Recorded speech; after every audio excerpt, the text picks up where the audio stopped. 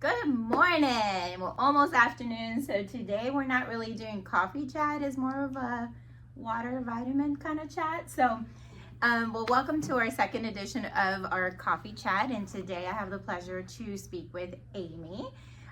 She is one of our staff members here at St. Mary's Church. And she's going to talk to us a little bit about what she does and her biggest need for volunteers. Take it away, Amy.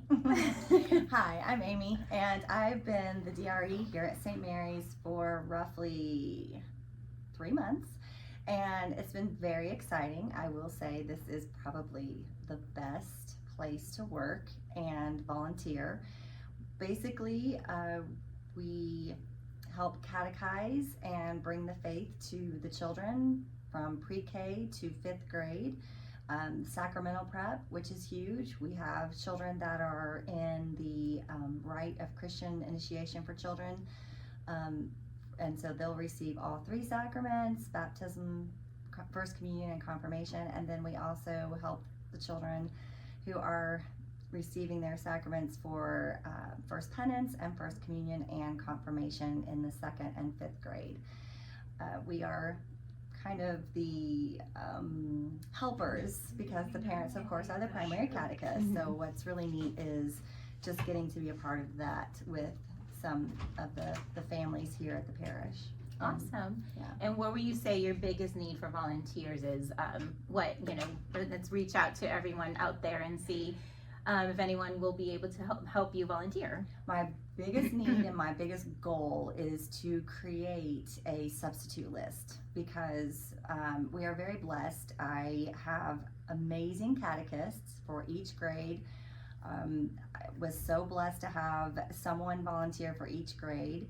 Some of them have helpers, some of them do not, so we can always use helpers for that. But the substitute list would be my greatest desire, is just to compile a list of, at the minimum, 10 people that I could call on if I have a catechist who is either ill or out of town, who could come in and help. And I make it very easy. I have lots of activities. They have a book with each class. There's movies that are very appropriate to watch on Formed that we can show the children as a substitute catechist. So substitutes are probably the biggest Your biggest need. Yeah. And probably, do you get this question, what kind of experience do they need to be able to be a substitute? You have to have 0 experience. God does not call the qualified, He qualifies the called. So if you want to volunteer, I'll help you, I'll train you, I'll do whatever. Yeah. I mean, having a love for the faith and being able to work with children is great, but that can happen.